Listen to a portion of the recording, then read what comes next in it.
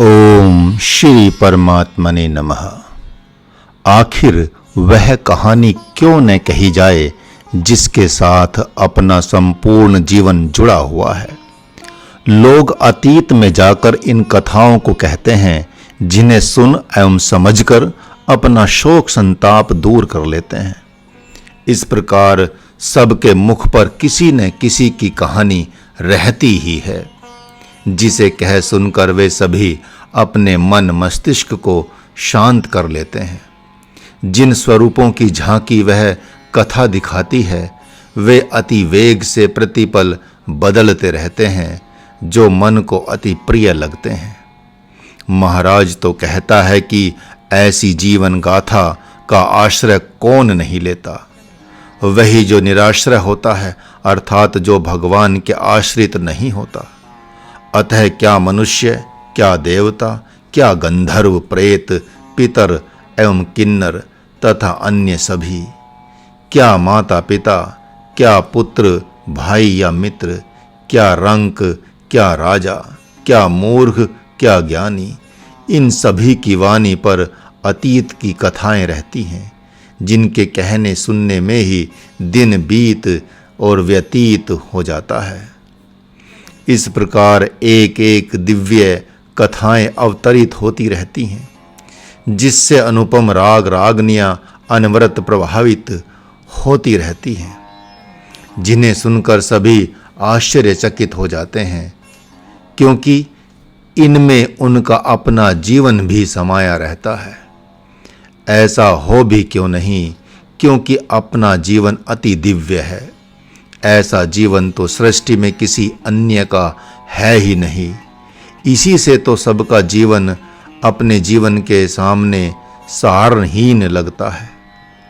महाराज तो कहता है कि यदि कोई धैर्यवान पुरुष अपने हर पल हर क्षण की आत्म कथा को लिखकर देखे, तो प्रतिदिन कुछ न कुछ दिव्य संकेत होगा और अत्यंत गंभीर भावों की प्राप्ति होने लगेगी, जिसका आश्रय लेने से निराश्रयता प्राप्त हो जाती है।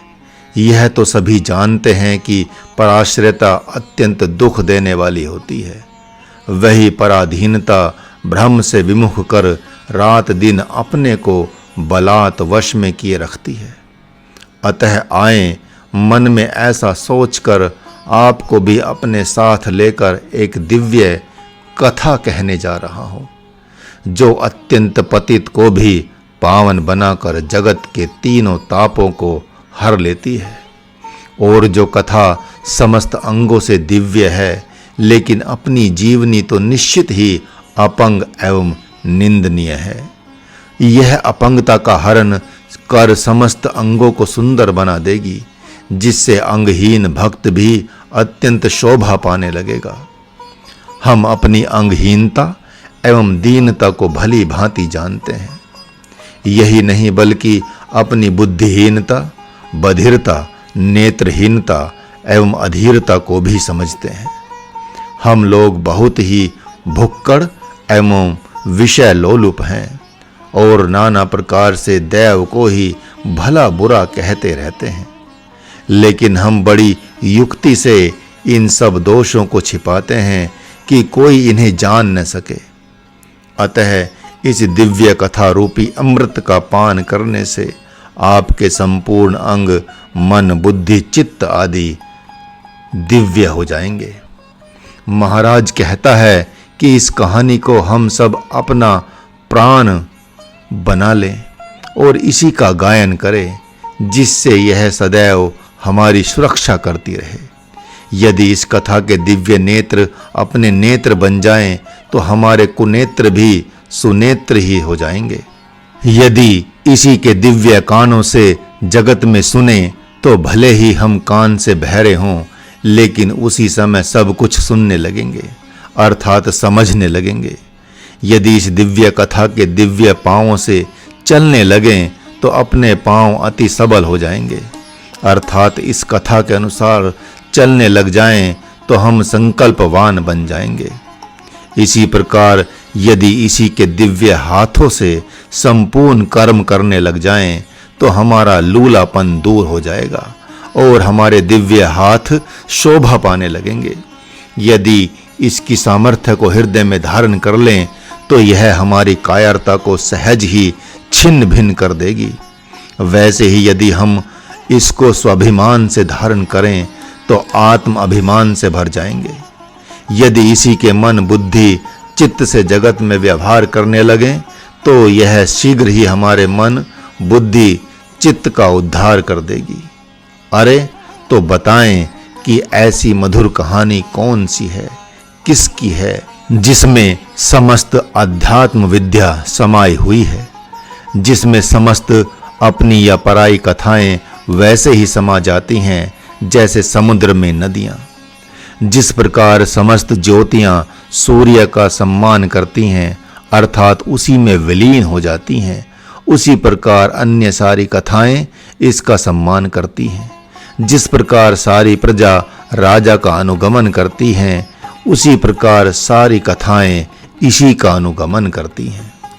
जिस प्रकार आकाश में समस्त लोक विलीन हो जाते हैं उसी प्रकार सारी कथाएं इस कथा में विलीन हो जाती हैं, तथा जिस प्रकार समस्त इंद्रियां मन की ही वंदना करती हैं उसी प्रकार सारी की सारी कथाएं एकमात्र इस कथा को शरण लेती हैं।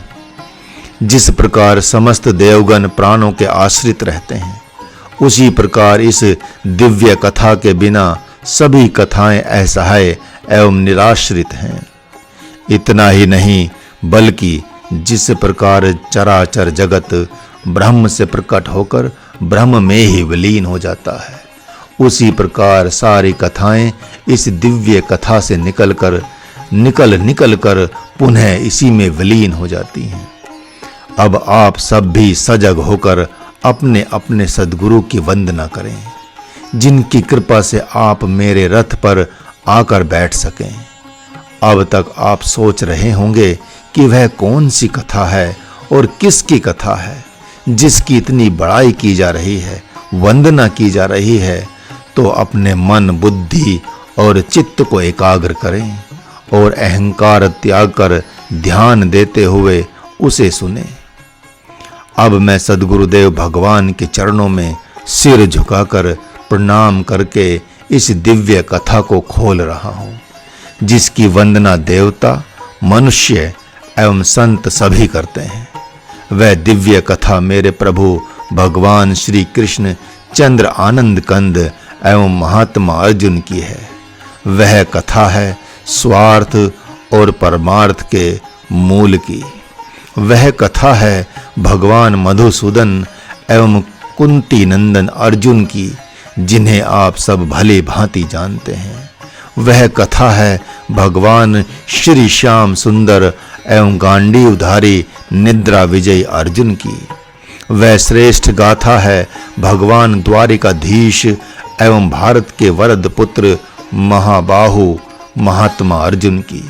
वह कहानी है अच्युत भगवान गोपाल की तथा पांडु पुत्र भक्त अर्जुन की जिन्हें सभी जानते हैं। वह गाथा है भगवती स्वरूपा गोपियों के प्राण वल्लभ की तथा महात्मा सव्यसाची की जो उनके ही जैसी सबके लिए सुलभ है। वह गाथा है कृष्ण नाम के जप की तथा भक्ति के धाम परम तपस्वी अर्जुन की। वह गाथा है गोविंद माधव की तथा गांडीवधारी जैसे संत की। वह गाथा है गिरिधारी भगवान केशव की तथा भक्त धनंजय के आध्यात्मिक ऐश्वर्य की। वह गाथा है पार्थ के सारथी की एवं कृष्ण प्रेम में मग्न रहने वाले श्रेष्ठ महारथी अर्जुन की। वह गाथा है भगवान मुरलीधर की जो भक्त जनों की आर्तता को दूर करने वाली है। वह गाथा श्रीमद् भगवद गीता है। जो इसका पाठ करेगा वह संपूर्ण जगत को जीत लेगा। उसी गाथा को मैंने अति दिव्य एवं निर्मल जानकर जगत कल्याण के लिए इस रूप में रचा है। अतः परम प्रेम में भरकर परम कल्याणकारी मानते हुए आप सब इसका नित्य पाठ करें। इन दोनों में भगवान श्री कृष्ण की कहानी परम श्रेष्ठ एवं निर्मल है। जिसका वर्णन क्या ही नहीं जा सकता। मात्र इतना ही जान लें कि सत्य का व्रत धारण करने वाले महात्मा वसुदेव उनके पिता हैं और पतिव्रत धर्म धारण करने वाली भगवती देवकी उनकी माता हैं। एक दिव्य मंत्र में गर्भ से प्रकट होता है जो जगत में अर्जुन, पार्थ आदि नामों से पुकारा जाता है। दुर्वासा जैसे परम वैराग्यवान संत की शिष्या मां कुंती ने उनकी अति निष्ठा के साथ सेवा की थी, जिससे उन्होंने उसे प्रसन्न होकर दिव्य मंत्र दिया, जिसके माध्यम से उस मां ने ऐसे पुत्र को प्राप्त किया। एक कारागार में प्रकट होता है और उसे त्याग कर गोकुल में प्रेम पूर्वक माखन मिश्री खाता है। एक शैशवावस्था में ही अपने पिता को खो देता है और हस्तिनापुर में आकर फलता फूलता है, तो दूसरा अपने माता पिता दोनों के वात्सल्य को छोड़कर पुत्र के रूप में बाबा नंद एवं मां यशोदा के मन को बहुत प्रिय लगता है। हरि ओम।